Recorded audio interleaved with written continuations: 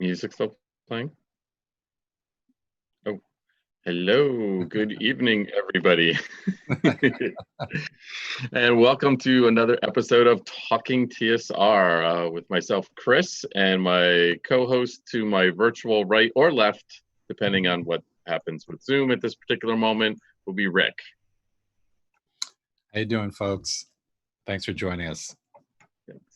And we do have a special guest. We will get to him in a moment, but first we're just going to do a little quick intro here. So welcome, Rick. How are you doing, my sir? I'm doing good. I've been continuing on with the pandemic, delving into writing and keeping myself occupied with creative pursuits or trying. How about you? Hanging in there. Just living the dream as a full-time Goodman Games writer now. So doing well on that. No shortage of things to work on. So the days go just as fast as they used to. So no issues there. I bet. Well, I'm looking forward to seeing what's next. Oh yeah, we got some stuff coming down the pike. Well, when we're ready, we'll start making some announcements. So we'll get those. Maybe even on this show, but probably not. So we're waiting for the big stuff. So stay tuned. And for all those folks out there that use YouTube, so we are posting our videos on YouTube, so you can check those out. We do encourage you guys to post comments on those. I went through today and I answered a bunch of comments on that, so keep those comments coming along. And we've got a pretty exciting show for you tonight. We're going to be talking about S3, Expedition to the Barrier Peaks, both the classic module and the original Adventures Reincarnated version that Goodman Games put out a little while ago. And that's going to be our special guest as well. Interesting thing about that module was it was one of those old tournament modules back in the AD&D Open, back in the early days, the late 70s. And that got me to thinking about some of those old school classic tourney modules and how they used to develop their scoring systems. And it led me down a rabbit hole where I pulled a bunch of those modules out earlier this weekend and took a look at them and saw that, because that was our inspiration for when we were starting to do some of the BCC tournaments. We did that same kind of scoring where you really kind of take the three pillars of adventuring, exploration, combat, and social interaction. Not so much on the social interaction back in the first edition days, but certainly on the exploration side and on the combat side. That's where you got a lot of your points, or you lost your points, and it was pretty interesting how you got. They really encouraged you to use different ways to think about getting around encounters to get yourself additional points. So, what's your favorite, Rick, what's your favorite tournament style module that's out there, old TSR classic? My favorite tournament style module would be C1, the Hidden Shrine. I love the whole Aztec Mayan kind of theme to it. But that was a 20 module of my if my memory is holding. That was the first ones that I really fell in love with. And I still like it. I think it's a great adventure, super creative traps, etc. So that's and the way that adventure is structured, it lends itself so well to that format because you have multi-levels and a lot of traps, and it's just, I think, easy. I don't say easy to score, but it's scoreable. It's lends itself well, I think, to being a tournament module. So I think that's my favorite. What about you? That one is up there. I do like that one. I think the A series, I think, was probably the ones that I always go to. And I just remember those and those modules, the way they were presented when they were published, the fact that there was part of it was this was only the tournament encounters, and then this is the campaign encounters, kind of rounding it out. I always found that pretty fascinating. And just how linear the tournament modules used to be. And they kind of had to be, because you were really trying to really kind of test the same encounters, and you didn't want it as sandboxy, because then the scoring wouldn't work that well and everything. So that's probably what I get through. I have to admit though, C1 C1 was very inspirational as well. I did like that. That's the scoring system at C1 was probably the most innovative as far as losing points for doing different things and losing characters in the first 20 minutes versus the last 20 minutes or whatever. You lost different amount of points, and it was all based on time. And that one was really, there was a time factor, really. I mean, you only had, tournament modules at conventions, you only had 4 hours typically to do them, which was always a challenge. But I thought it was interesting that you had to kind of keep track of when your characters, passed away, putting in your points. So they had that whole poison gas kind of system to the dungeon that kept the characters moving, as you would say. It didn't really allow for a lot of sandbox exploration because your characters would die, so they kept moving on through the dungeon. So you had a wonderful built-in timing mechanism, I guess. But the A series is a great pick. Yeah. So, all right, great. So, well, and we mentioned that, a little bit of a teaser, kind of a little bit of a segue here, because S3, Expedition of the Barrier Peaks, that was another one of those classic tournament modules written by Gary Gygax. And we have a very special guest with us this week, Michael Curtis. Welcome aboard, sir. How are you doing? Doing well. Thank you very much for having me on the show. Had to turn the lights back on in the Keep Crawling basement for after we shut them off a week or two ago, but hey, we're back. So yeah. So hey, let's start there. So Keep Crawling. So you guys are on hiatus now, right? Taking a little bit of a break. We are. We finished our first season. We pitched the idea to Joe originally to do 10 episodes because we figured after 10 weeks, this whole coronavirus thing would have been blown over by now. So that didn't quite work out the way we intended. And besides, Brendan has like 11 Twitch shows anyway, so he, I could only get him like 10 Wednesdays out of the year. So, yeah, we're on the British, we're on the BBC schedule. So just when you get, just when you think we'll never get back, we will return. So nice, excellent. All right, cool. You guys come back. Yeah. So, all right. Well, we were going to give you a plug on when your next show was, but so I guess you answered that for us. So I'm a professional. I will plug. I can plug us unprompted. But there you go. All right. So guys, keep is greatest. That's when they'll return. They'll make their smashing return. Exactly. So keep checking out Twitch, guys, to see when Keep Crawling comes back with Brendan and Mike. So let's jump into it. Let's find out a little bit about Michael Curtis. I'll get things kicked off here. So when did you start playing role-playing games, and which was your first set, or did you have a favorite set that you liked when you were first getting into it? Give us a little summary. In Christmas of 1980, I was up visiting relatives for Christmas break, and my cousin Matt, who was about 3 years older than me, said, "Hey, do you want to play this game?" And I said, "Sure." And he brought out the Holmes basic set, and my very first game of Dungeons and Dragons, I played an entire party of adventurers. So I didn't have that. What was your first character moment? I had a first party is what I had. So, but despite the fact that I was I was 2 years younger than whatever so I was like 8 at that point, so it was like for 10 or up, and I was 2 years younger, so I was very proud that I got started before I was allowed. But it had such a good time that after Christmas I said to my mom, it's like, we have to get this game, and she couldn't find it anywhere because this was 81, and this was the year that the Moldvay basic set broke. So that was the first. Although Holmes was the first version I ever played, the Moldvay Basic was the first one I ever owned, and to this day I remain a BX kid at heart.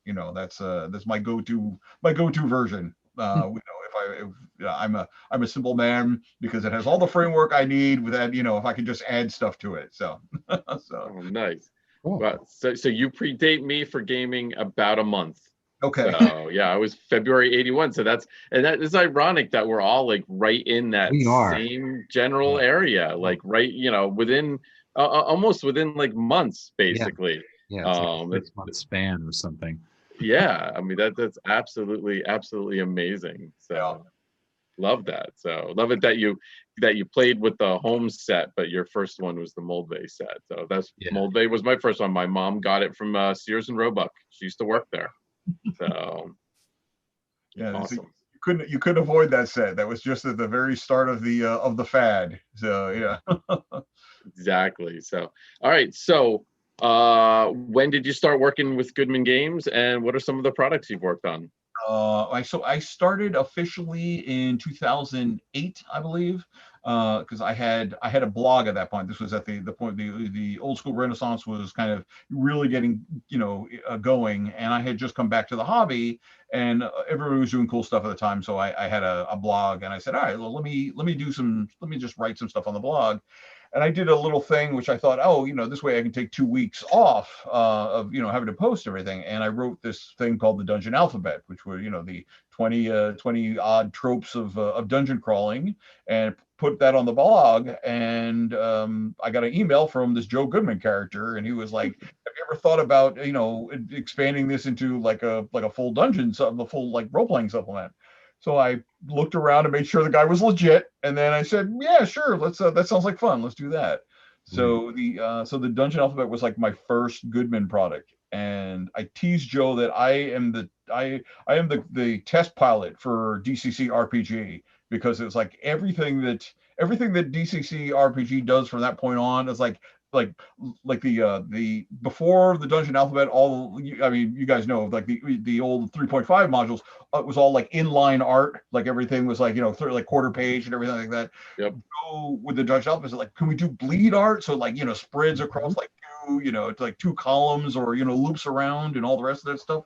So they figured out how to do that, and then if you look at the DCC rulebook, that's how all the art is.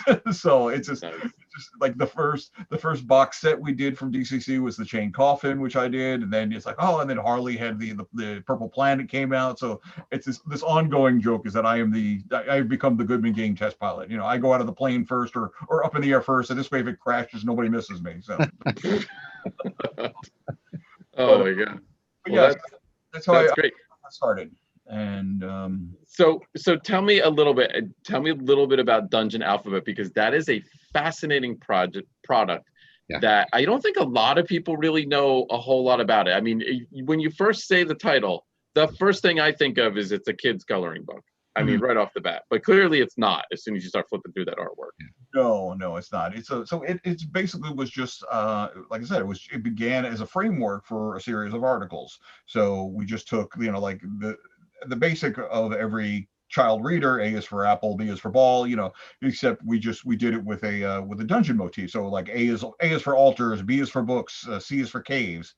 So then originally I just had, when I did it for the web series, I just would have like a short, like 2-paragraph, 3-paragraph, brief essay that was just studied with like adventure ideas, or, like little seeds.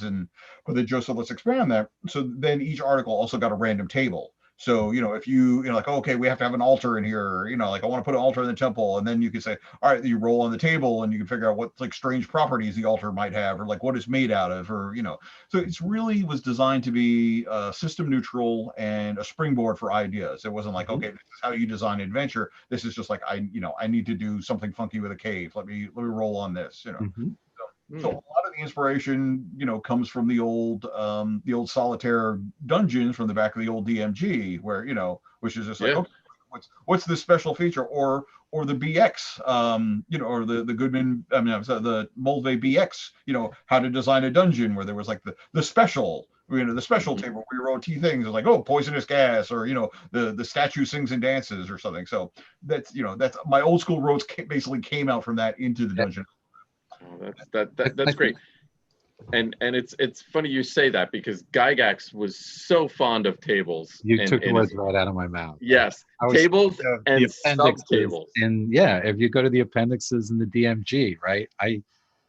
As a beginning player of first edition, I loved all those tables of laboratory dressing and all these different things. And I think the Dungeon Alphabet's great, because it's just that. It's a great springboard, because I know as a DM myself, I'm always looking for more material. And indeed, the book's actually done well enough, right, that it's extended now into other books as well. So yeah, and not only has the line expanded, but the Dungeon Alphabet expanded too. Originally it started with the 26 letters of the alphabet, and now we're up to like 30 something, because Joe wanted to do like little like additions to the Gen Con program. So we came up with the letter is also 4. So I think we're up to the 4th printing now of Nice. the DA.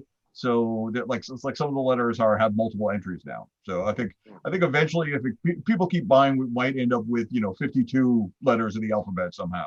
So. And then we'll start going into like Hebrew and Greek. That's and right. The Cyrillic alphabet, whatever works. Now, Mike, right now, are you working for something on a project for Goodman right now? Or are you sort of in between projects? Just finished up my part of a giant project, which I don't think has been announced yet. So Oh, Has okay. not. All right. Well, mum's the word then. Yeah. So maybe in another week or so you might hear about it, Rick. There we go. Yeah. Yeah, I'm just stopping. I'm on a little bit of sabbatical right now, but I have stuff in the hopper which is staring me down as we speak from the whiteboard of doom which hangs over my computer monitor. So anytime I look up, I see it staring at me. So Now, like is the Dungeon Alphabet your favorite book that you've worked on, or is there a favorite line with Goodman stuff that you've worked on? No, because I'm a writer, and asking me to choose a favorite is like asking me to choose my favorite child. So my favorite work is whichever one I just finished. Okay. It's, Good answer. I don't like looking back. Like the thing I hate most is like having to proofread my like a module after it's in layout. Like you have to do that final pass because at this point it's like 3 months, 6 months, 2 years after you wrote everything down, and you're looking through it. You're like, why did I use that word choice? Like why? Like wow. And you can't at that point you can't change anything. You can just point out the typos and everything. I hate doing that because I'm glad you said that because I am the same way. Wow, I thought that was a me thing. Oh no.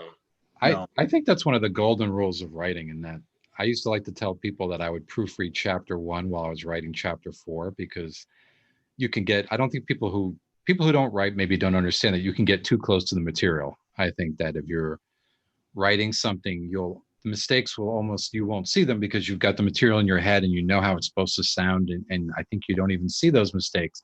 But I think any writer, and I think you guys will agree, that if you write a manuscript and you put it down for 2 weeks and you don't look at it and you pick it up, mistakes have a way of jumping off the page, and certainly in layout too. When you get that first galley, you tend to spot a lot of things.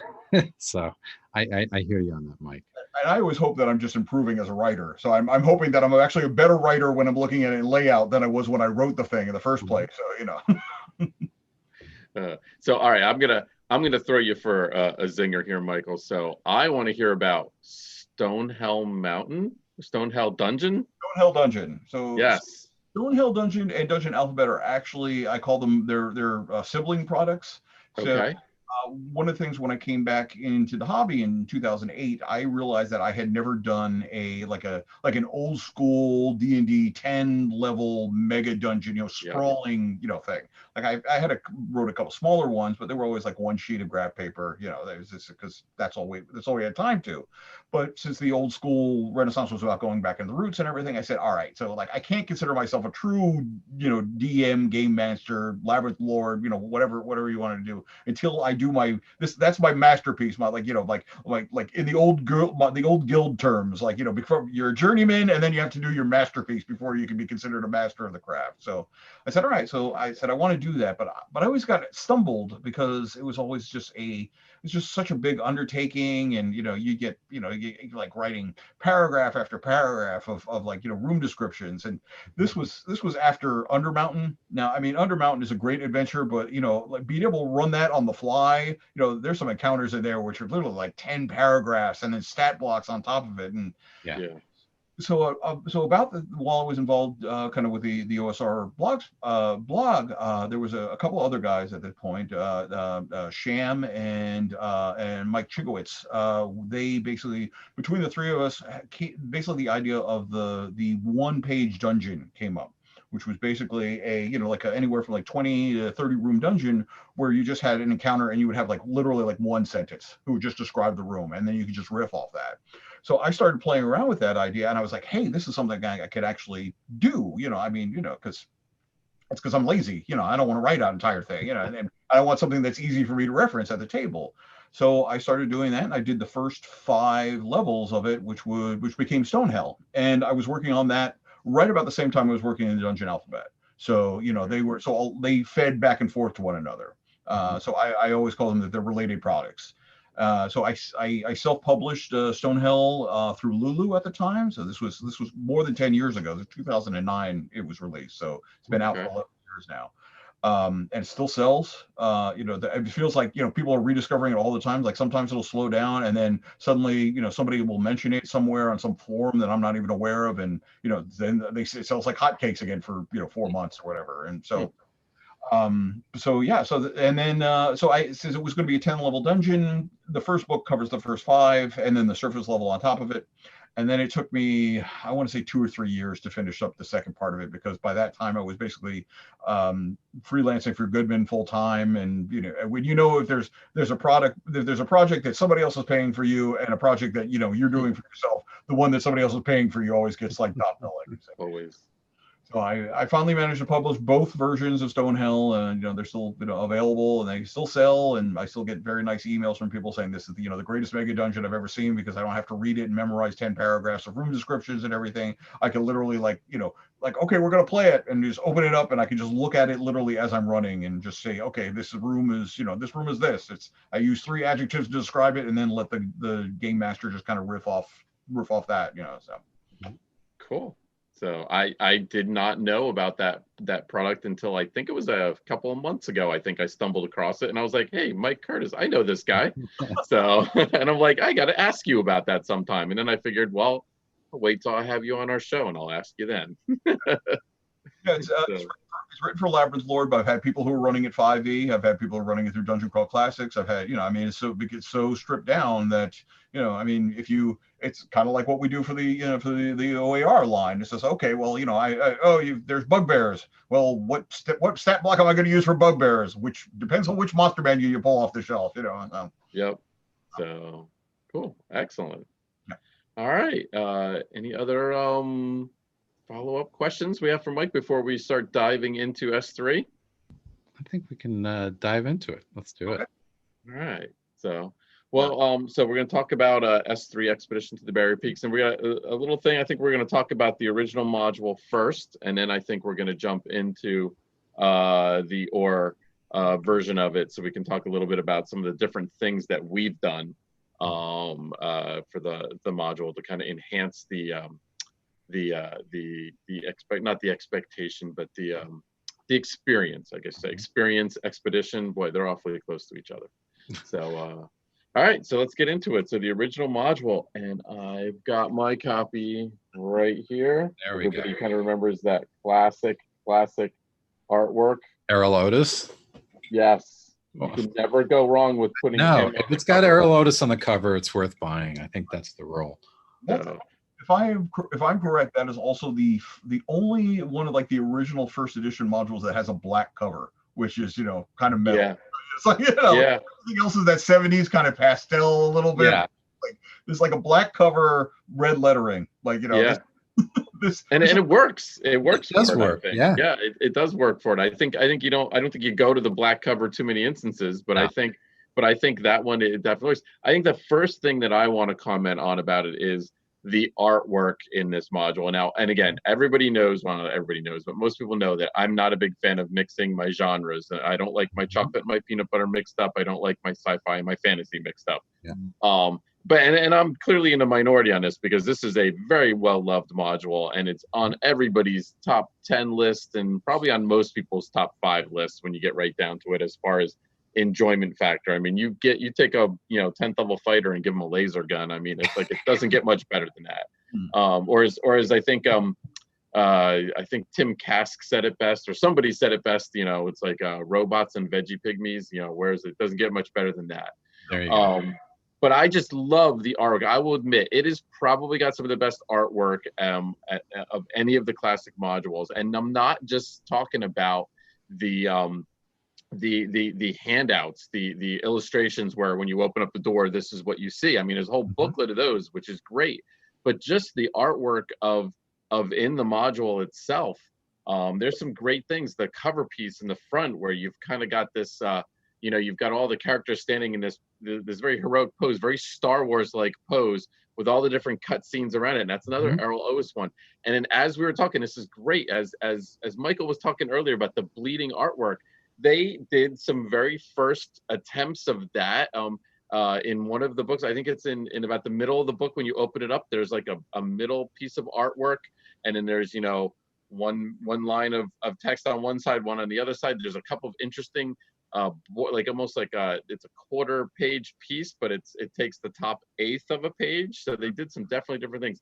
Love the artwork in this one.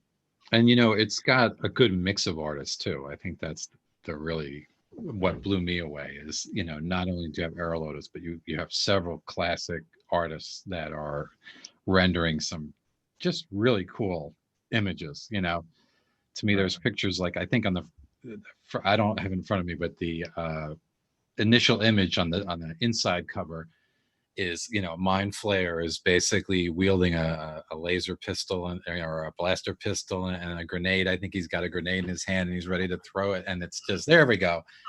I remember that picture. To me, that's so evocative. I love it. And, you know, talking on the art, it's hard for me not to kind of roll back and think about the history a little bit of the book as I understand it, because, you know, Barrier Peaks hit in 1980. And in 1976, you had a sort of, I guess, spiritual precursor in that you had, you know, Metamorphosis Alpha.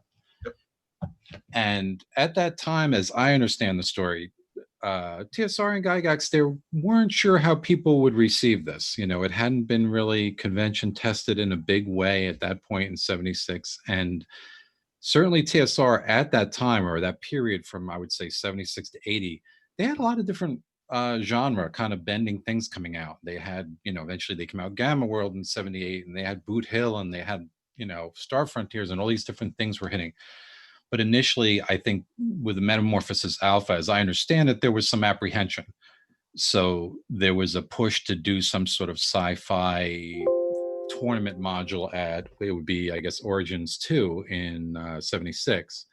And that was sort of like the early version of S3. And then basically it was thought, you know, we have to make an honest to goodness module out of this. And then, you know, but at the same time, TSR was expanding very rapidly. I think Gygax was being bombarded with projects. So what was meant to be a support project, as I understand it, for Metamorphosis Alpha, really later was kind of retooled into a support project for Gamma World, and basically was meant to sort of prop up Gamma World. And my understanding is that S3 was given a lot of love as far as illustrations and a posh production to help support Gamma World and help maybe encourage players who are a little, you know, tepid about getting peanut butter in their chocolate to jump that bridge, because you know, there wasn't a lot of stuff out there, I think, that mixed genres in that way from TSR. I mean, there were some things, I mean, you know, certainly maybe going back to the, what they call the machine level in Castle Greyhawk. And certainly Blackmore had a lot of technology, starting right with the Blackmore supplement, you know, Temple the Frog, if you know that from the Blackmore supplement, there's certainly technology in there. But I think, and we didn't have an official module that really hit the players with that. So my understanding is that I think TSR gave this a little extra love and maybe a little extra production value, because it was considered something that would just help Gamma World and also pave the you know, the path for future products. Or at least that's what I've read and understood. Well, I mean, that would make sense, because I mean, unless I'm forgetting something, I'm 99% sure that was the first, that might have been the first TSR project period that had interior color art. Yeah, it was. Yeah. It was. You know, but like even or the first module, I should say, it's the first D&D module that had color plates. Right. I mean, the player handed illustration that started with like Tomb of Horrors, right? And then and there was this, they carried that on, but this was the first one that had like the 4 color plates on the interior, which not even the big rule books got at that point. So it's funny that that's an amazing story about you know, why they kind of went all out with the artwork. It's ironic. I just always thought it was a turning point in the company's history, where they had a big art department all of a sudden, and they're like, let's use them. You know, it's like we've got all the heavy hitters, and it's like, let's you know, we've got this art department. Let's do you know, Yeah. handouts, and let's do color plates, and let's do more Well, art than we would normally do for a project. So, yeah. but I mean, that clearly that it's makes to our benefit as an audience. And I find it ironic because I feel like a product that was possibly considered a support project, you know, product for Metamorphosis Alpha and Gamma World, in many ways, I think has become more famous or infamous than either of those. And I was a big Gamma World player back in the day, so I'm not dissing Gamma World, but you know, even through all the various reincarnations of Gamma World, I always felt like it always, you know, you can never get away from the fact that it was always playing second fiddle to D&D a little bit, where when you ask people about classic modules, S3 absolutely comes to the fore. People have, I think, strong feelings about it one way or the other, and certainly memories if they played through it, of, you know, having their character get that laser rifle or whatever. Uh, it absolutely stands on its own, you know, for something that was possibly envisioned as a support project. So I think it's you know, again, whatever the strategy was, you know, we certainly benefited, I think, by getting that wonderful art right in that production. Yeah, and I think that's something that companies are always kind of looking at. You know, when they have something that's really, really popular and that next big thing, they're always looking for, well, what's the next thing that we could jump into, and what you know, expand. It shouldn't all be about D&D. We should be Yeah. doing some other things as well too. Yeah.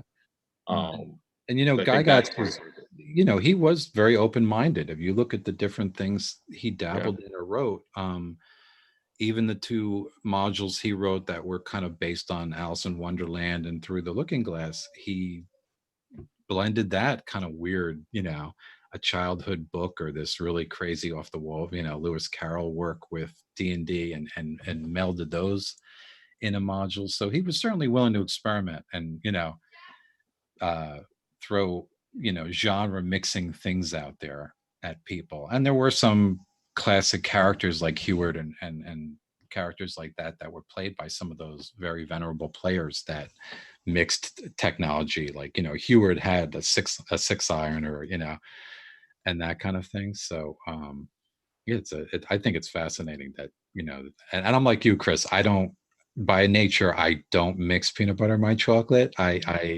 You know, when I hear about a D, and I'm sorry to Ebron people or whatever, but if I hear about, like, you know, gnomes running the trains and these kind of things in campaigns, I kind of go, ooh, you know, because I like things pretty medieval and straight.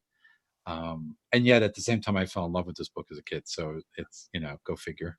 I mean, the original D&D box set, they had an entire paragraph like androids, robots, Yeah. you know, so Yeah. it's been in the DNA since the very beginning. So Yeah. you know, there's no getting away from it. Yeah, no, it's definitely part of the source material, without a doubt. And you know, and now that's probably one of the reasons why I never really flocked to it, because I wasn't really big into the source material, and really D&D was the source material for me. Mhm. You know, I wasn't brought up on the Appendix N authors. And ironically my wife was, and that's probably why she got into gaming, but that's not how I got into. I got into gaming just for gaming and being exposed to Dungeons and Dragons. So I got a question for you, Mike. So did you ever play the original or run the original? We definitely played the original, but back in the day, it wasn't until much later that I actually ran it. But we played it back in the day simply because we heard that this is an adventure you can get laser rifles. So we basically, you know, this was back in the day where, you know, you played D&D in lunch, you know, in, you know, Yep.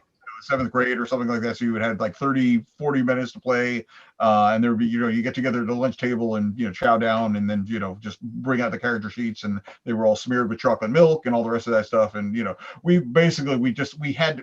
like, our little group of friends had to figure out, like, okay, who has this module and who's willing to run it, because nobody wanted to run it because we wanted our characters to be able to loot the place. So that was my first experience of it. Is I was like, okay, we've got to get, you know, and I think it was very, you know, us, it being seventh grade, or, you know, it was very much a Monty Hall thing. So I just remember us, you know, getting a lot of stuff, you know, like, you know. Wow. That's a great story. That reminds me of the old RPGA days, where the Living City was such a thing with your character, and nobody wanted to be a game master because they wanted their character to go through the module and get all the stuff. That is exactly the same thing that you're describing there. So that's great. That's amazing. I've never played it, and I've never game mastered it. Okay. So Wow. yeah. So I managed to, my whole life. I feel like I should. I feel like the kids today would really like it. I really feel like when I hear what my kid does to some of my modules, and how he converts them and everything, I feel like it would be very, very popular. You're a Star Wars guy, Chris. Just put some lightsabers in there.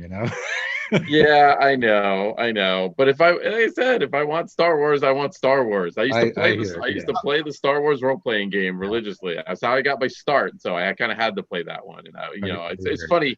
I started with D&D, loved D&D, never thought I'd ever be able to write in the D&D world.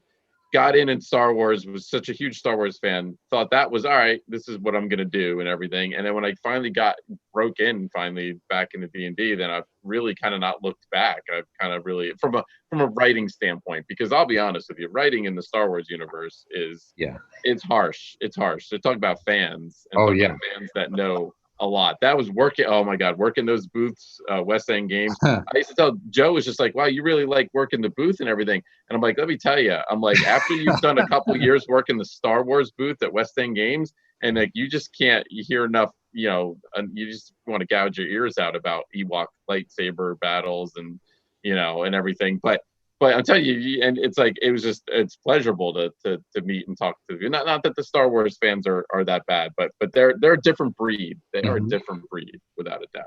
So, we are going down a rabbit hole here. Yeah, that's an interesting rabbit hole. And they have no qualms about demonstrating their passion in public. So. Oh, not at all, not at all. I mean, you get the players that tell you all about their level 16 character also at D&D, but I don't know. It's a little bit easier to take than Ewoks wielding lightsabers, in my opinion. It's funny how you mentioned that how your son would be would feels like it would be up his alley, and I think that younger gamers would actually take to Barrier Peaks a lot easier than like the older guys or gals. Excuse me. I just want to be inclusive here, but because I think there's entire generations who basically have grown up on like anime and like Final Fantasy VII. I remember playing that in college. That's very much a mixture of like technology, and the guy's got a big sword running around. So I think people are more open to that if that's kind of what your background is. So I don't think they would blink twice at Barrier Peaks like, oh, hey, I'm a wizard and now I got a laser rifle. This is like this is my favorite manga right here. So. I think that's a really good observation, and I almost hesitate to bring video games into it, but even thinking of my own son and games like Fortnite that he plays, they mix influences from all over the place. If you look at some of these games, the skins and the weapons and the thing, they're throwing Marvel influences in there and sci-fi influences there, and I think the kids are definitely perhaps more open-minded. The quote-unquote kids are more open-minded, I think, than perhaps older players who like to really clearly delineate the rules of the world they're in. I think we have clear vision of this is Star Wars or this is D&D, and once you're an older player too, and you kind of decide what you like as D&D, it's hard to get you out of that mold. But I think the beauty of the new generation is they're totally open to that. So yeah, good observation. And if certainly from my own experience of playing this, as I'm happy to say as a DM and as a player, we definitely had situations where people were running away with some pretty powerful gadgetry. The one thing I love about the module is, and Gygax always limited this stuff, but he was very good at kind of keeping the players, not from getting too powerful. But almost all the technology that the players could really get their hands on was limited in that almost everything had power charges and had, battery packs or things that would run down. So there was kind of a built-in timer to how much you didn't have to worry about the characters necessarily taking over the whole campaign world, with their power armor and their lasers, because it was of limited duration. And I think that was like really smart design, because you introduced something really, crazy into the campaign and different, but it was a limited duration. So it was like, here's something new and different and a little non-D&D-ish, But then after a couple of weeks of this, we're going to go back to the regular scheduled program kind of thing, because you're going to use that laser gun and it's not going to work anymore. And that would ease people back into their flaming swords, perhaps, Yeah. Well, Yeah, I think it's go all. ahead, Mike. I'm sorry, it's all set dressing. I mean, because there's no difference in handing somebody Oh, a yeah. handing somebody a laser rifle with 8 charges remaining than is handing somebody Yeah. a wand of fireballs that has 8 charges remaining. You have this power, but you're going to have to. When's the right time to use it? So there's some I cannot think of the author, but there's a famous author who said there, and he said something like, right? Arthur C. Clarke. Yeah. About magic and science fiction being indistinguishable. Advanced technology is indistinguishable from magic. Yeah, and it's true. It's very true. Yeah, and I think and obviously Gygax did it with the Drow or the Dro, whichever way you prefer to pronounce it.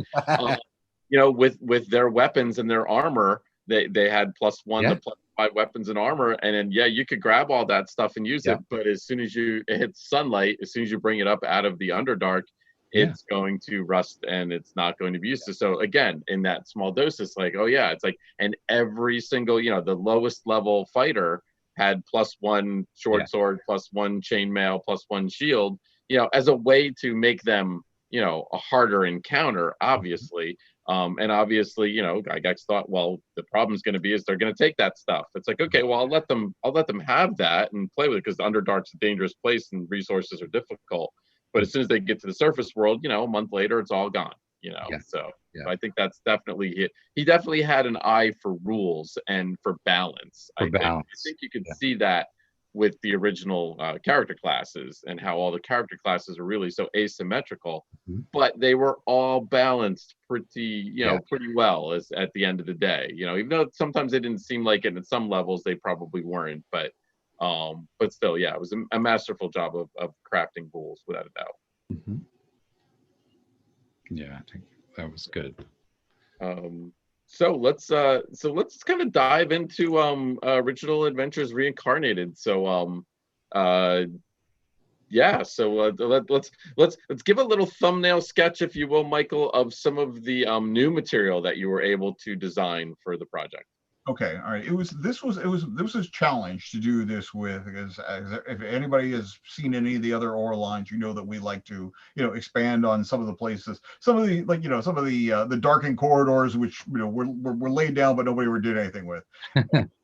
There are not a lot of those in Barrier Peaks. Barrier Peak, part of it is like the tournament module, idea, but it's like a whole self-contained dungeon. It's like come in one door and somebody chucks you out the bottom door by the end of the time you're done with it. So it's a tight dungeon.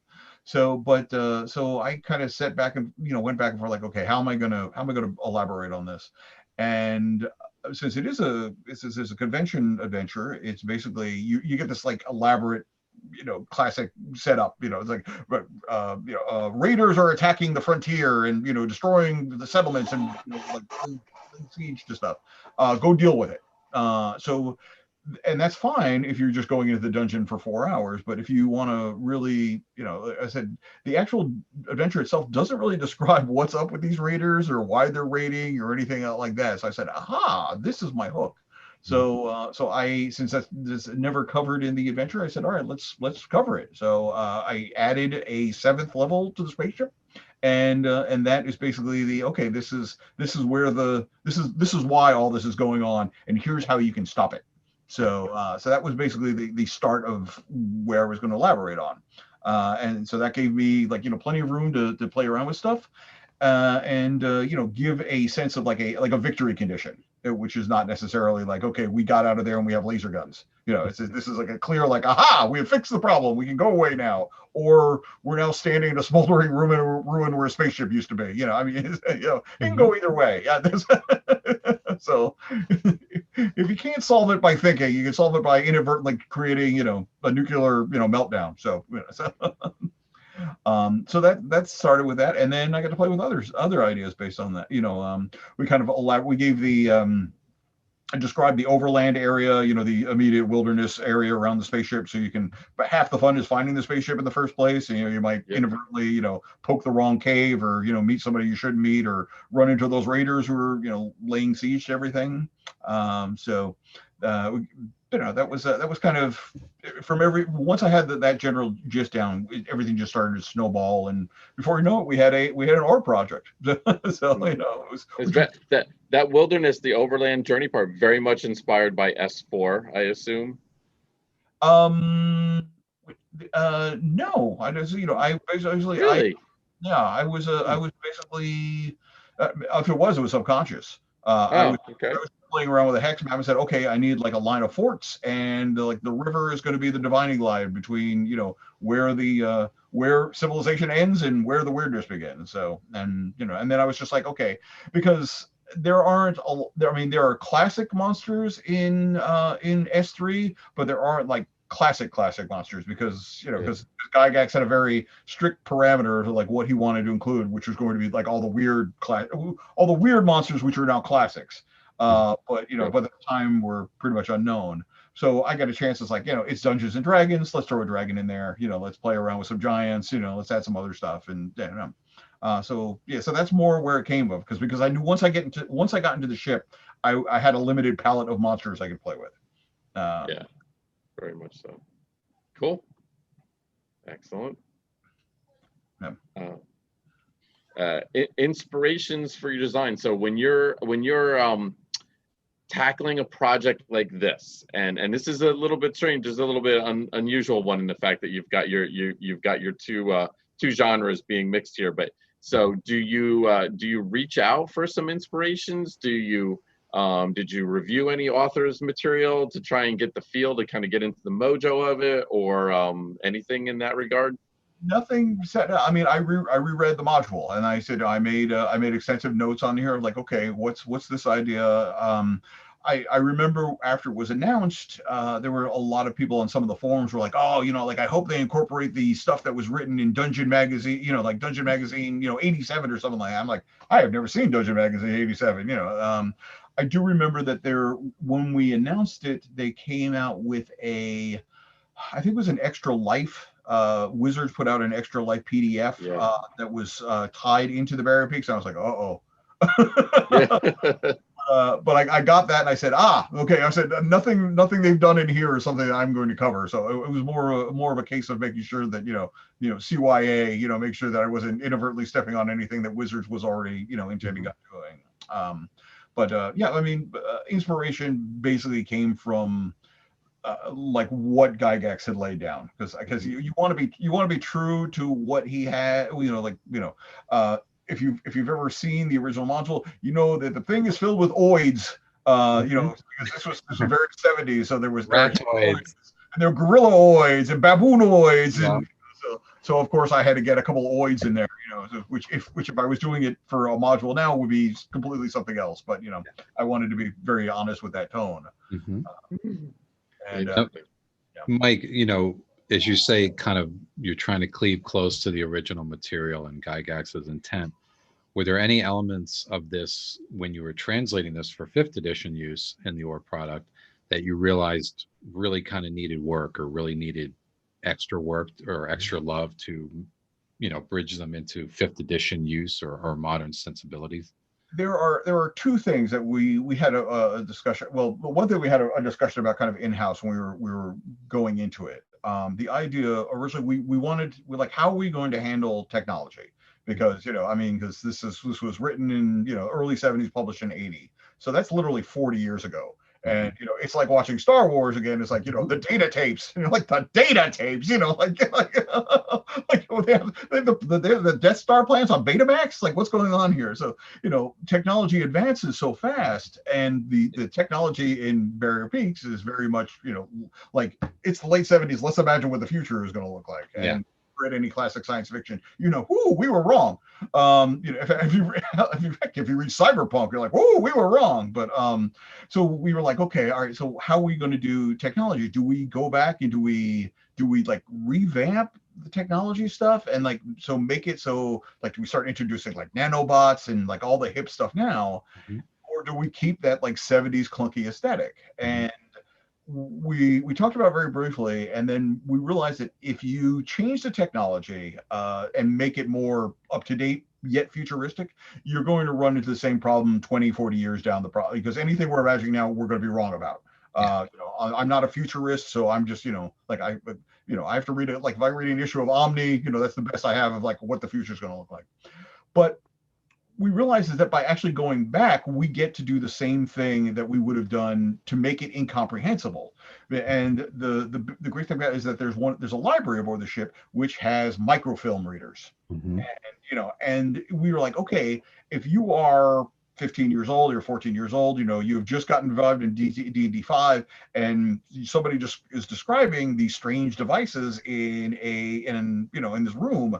You're like, you have no idea. Like, you know, if you know what a microfilm reader is and you're 14 years old, then, you know, you have been raised right.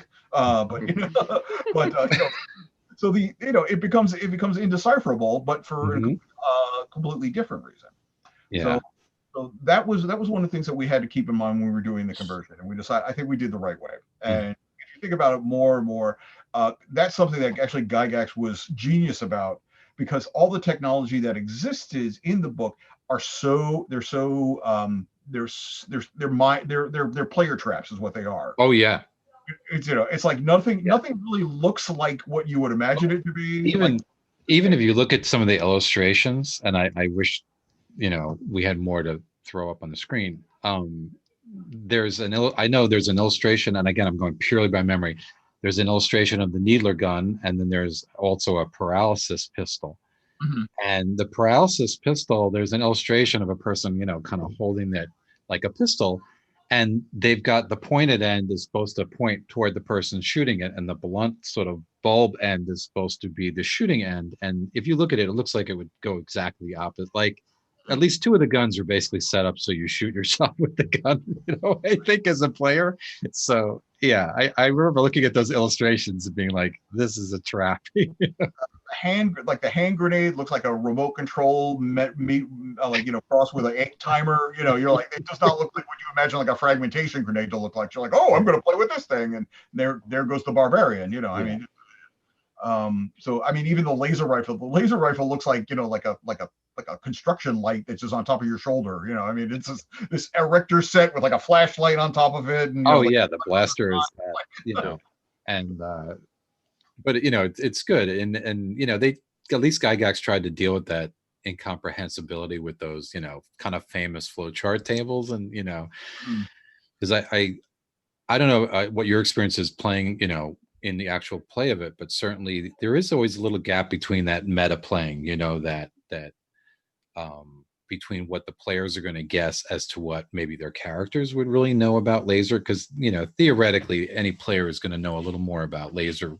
guns and things than the average medieval knight, and that kind of, you know, so you know, you could always fall back on the tables and such, but I could see that being, you know, now retroing back to that makes it even more incomprehensible. So so that was one of the concerns when we were updating it, and I think we did the right thing about it. And the other main concern is because it was a tournament module, and it was a old school tournament module. Looking at it again with like eyes that have been, you know, experienced, or you know, are aware of what modern game design sensibilities are, like the first level would not fly today, just because there are literally, I think there are probably over, if they're not over 100 rooms, there are close to 100 rooms on like the first level of it. And I would have to say, in true Gygaxian fashion, like 80% of those are empty. Yeah. So there would, like, you would, like, if you were running that for a group now, they would, you know, they would riot. like the 27th room we've been in, which has skeletons. They're not even interested in get up and try to attack you skeletons. So we were like, okay, and of course in a convention, like in a tournament, that's just designed to slow you down, you know, because if you want to examine every room on you're not going to score any points, you know, because all the interesting stuff is, you know, lower onto the ship. So I had to do a sidebar when I would do, like, okay, this is one way to address this, you know, and so there's a lot of, it's okay to hand wave. It's okay to, like, okay, you go down the corridor and you examine, you know, all the rooms on the south side appear to be, you know, empty, and 3 on the north side. But then you find this interesting door, and then pick up the play there. So this, you can get past the boring stuff and get to the reason we're all around the table anyway, which is to have a good time. Yeah. So that was like it wasn't like oh my god, we have to fix this immediately, but it was like it was something that had to be addressed before we could put it out, because if you're coming into if you're coming into Barrier Peaks, when all you've ever played is like the D&D essentials or the starter set or something like that. Oh yeah, no, I think any DM looking at that top level would definitely. And there is even places, I don't know, I know there's a lab area in there where you're examining chemicals, and, Gygax would say something like, the 79th bottle of this stuff that you look at, has this effect. And, he's literally assuming you're going to go through that many different bottles of stuff, I guess, because he had very persistent players. But yeah, definitely a realignment is needed for modern players, or my players would go AWOL or stone me or both. So I think, when I've actually run it when I ran the conversion at conventions, I was just like, okay, I said, would start with our players, like, you guys can either go into the front door, or we just roll a random die, and like I'll roll on another table. Actually, no, I rolled a random die, and then I had index cards, and I wrote on the index cards like, okay, this is like a laser pistol, this is like like a first aid spray, and then I threw them down, like everybody can choose one, and this is like the object that you have figured out, as you've explored the upper 2 levels or whatever level you ended up with. So they were like right into the mix of thing, like, okay, I've got a laser gun, and hey, they're Grail, let's shoot them, So and because we're there for 4 hours, and let's have a good time.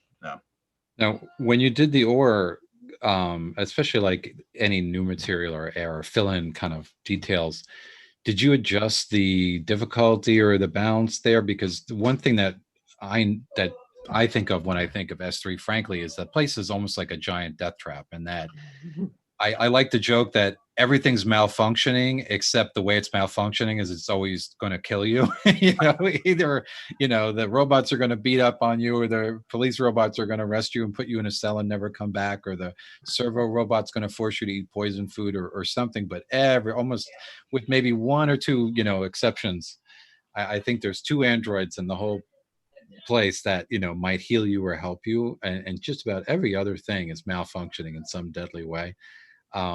So did you find yourself changing that balance, or did you just stay true to it? And in answer to your question, I have played a lot of Gamma World and a lot of Call of Cthulhu in my time. So let's just say play balance sort of answers it. Worried about, it's just like, if you should definitely learn to run away. So yeah, it's I was not worried about this thing's too tough. I don't worry too much about like, because I hate math. So and I mean thankfully 5e encounter design is a lot easier than 3.5 or Pathfinder is. Not saying if that's your game, God bless you, it's not. I don't like doing math that much. It's one of the things I like writing for DCC, and NYBX is one of my favorite versions. Like, yeah, that looks like that thing has 3 hit dice. Yeah, sure, why not? It's like I don't have to worry about balancing all this stuff out. So yes, I mean Barrier Peaks is supposed to be dangerous, so let's just keep it dangerous as it was. So the closest thing I came to balance is say, okay, this creature does this amount of stuff. Let me find a creature that's in 5e that also does a similar amount of damage or something like that, just so I have a rough idea of probably how tough it should. Like if I would find like an adapted monster, like a first edition bugbear, in 5e can do this. So then using that as an extrapolation point, a robot in first edition that can do this should be able to do this. That's the closest I came to worry about game balance. So okay, yeah, that's so you stayed clear, and it's cool because it is hard. It is a dangerous. I mean, everybody thinks so. I think of the Froggy Moth, but there's the Intellect Devourer, and there's the Mind Flayer encounter I referenced before, that's illustrated, and a bunch of really the Aurum Vorax, and I'm probably pronouncing it a different way than other people, but the very first book I wrote for Goodman, I put an Aurum Vorax in there because I still had memories of this, super dense badger thing. And I remember the description said something like makes a Wolverine look like a lapdog in comparison, and I thought that was like the best description ever, genuinely dangerous encounters in this book. And then there's all the malfunctioning police robots with grenade launchers. So, no matter what it is. There you go. But like any good adventure, sure, there's stuff which is deadly. But if you're lucky, hey, I found a little box that allows me to control the police robot with a grenade launcher. Who's daddy now? It's like, all right, let's go deal with that behemoth problem. Cool. Good stuff.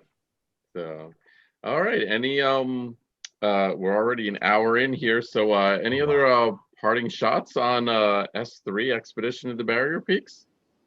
If you Go ahead, you go first, Mike. You're there. If you do not currently own it, you should. If you've never played it, you should. If you've never run it, you should. It is just if at the very least you can now join that elite club of saying, I have ruined an entire party with a frog behemoth with a laser rifle. And if you're feeling creative, at a convention several years ago, I ran what I called reverse barrier peaks.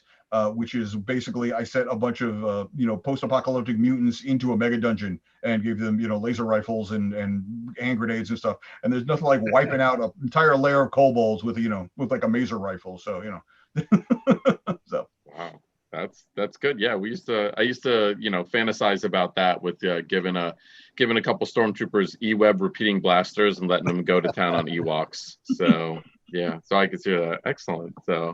Before we sign off, we should mention the infamous Gygax initials, right, Mike? So. Oh yeah, that's right. Yes. Yeah, so, there is you would know better than I, Mike. I think what level, but there's a sub level of a maintenance level, sub level. I think it's either 2 or 5. It's level 2. Okay, and there we go. And if you flip that upside down, there you go. You will see Gygax's initials, EGG for E. Gary Gygax. I think a lot of us caught that in the day, but I still run it to people who haven't. So yeah, that was brought to my attention this very evening, folks. Oh, that's funny. Yeah. So so that's great. So well, thanks. So, well, yeah. Michael, thank you so much. We got a couple more little bookkeeping things to do here, but thank you for your time. We appreciate it. Thanks, Michael. So definitely on and let me talk about robots and and veggie pygmies. We didn't even talk about the veggie pygmies. I know we left out we didn't give the love to on the monster. If we do the future show, we'll give love to the we'll have to talk about the veggie pygmies. All right, I agree with that. We'll definitely do that. So yeah. All right, so just to let all our viewers know, our next show is going to be 3 weeks from tonight, Sunday, September 13th at 10 p.m. We are going to talk some TSR monsters, and I think we're going to have a top list, probably a top 10 list. I'll think. Yeah. It's been a while since we've done one of those. We're definitely going to get back to that. So. Definitely. All right. So Mike's not really aware of this, but as we wrap up every show, we share our pearls of wisdom. So I think we're going to start off with Rick tonight with your pearl of wisdom. Take it away, sir. All right. My pearl of wisdom, and this might be an obvious one, but I can't resist it given the product. Whether you're a guy who likes to, put peanut butter in your chocolate or not, or mix genres or not, it's worth experimenting. I've said on past shows that it's worth putting your players into unusual environments, doing an extraplanar adventure, doing an Arctic adventure, doing a desert adventure, underwater, anything. Get them out of their comfort zone. They're used to the city, get them in the dungeon. If they're used to the dungeon, get them in the wilderness. I think it's good for the DM. I think it's good for the player. But extending from that, based on Gygax's example in this module, do that, but leave yourself an escape hatch. Make it of a limited duration. Find a way that either through, like Gygax did, through laser charges or whatever mechanism you find, or rotting drill weapons in the sunlight, whatever works. Find a way to put something unusual in your campaign, but leave yourself an escape hatch as a DM so that effect is temporary. It'll give everybody a little break. It'll give your players something new. It'll give you something new, and then you can all go back to the regular program after experimenting with something fun and different. And that's my pearl of wisdom. I think it shakes things up in a good way. Great, excellent. So I will go next. My pearl of wisdom is. In doing the research for this show, I've reread just about the entire classic module, and I've thought a lot about it, and I thought a lot about how my son and his particular group of players would really probably enjoy this module, you know, for what it was. I mean, and I agree that the crazy 70s high tech would really kind of throw them for a loop right now. And I think that I might, since I've been playing a little bit more role-playing games these days because of the, you know, remote is actually kind of easier and a little bit more approachable. I think I might bust this one out. I think I might bust out the 5e version, and I think I might run through them. And I think I might do something very similar to what you were talking about, or start them at a different level, maybe not bring them through from the front door, but basically, you know, just start. Here's the action, and I like that. I like the you know, randomly hand out some cards of this is the one bit of technology you've found and figured out, so that you give them something to start playing with right off the bat. I like that. So that's a nice little mechanic, and I think that'll get me out of my comfort zone a little bit in mixing my genres, which is probably not a bad thing to experience that as a game master. So that would be my pearl of wisdom. Good. Michael? All right, yeah, actually kind of riffing off on what both of you guys say. This is basically has become my mantra no matter what I'm playing, is that if you want to become a better game master, here's what you do. Get yourself a Sharpie. Get yourself your GM screen, whatever that might be, and then just right across the very top of it on the inside, so you can see this. So it's almost at eye level. Write 3 words: no boring stuff, or you might use another S word if you know there. That way, every time you look up, you're like, should I throw another orc here in this 10-foot room? No. Nope.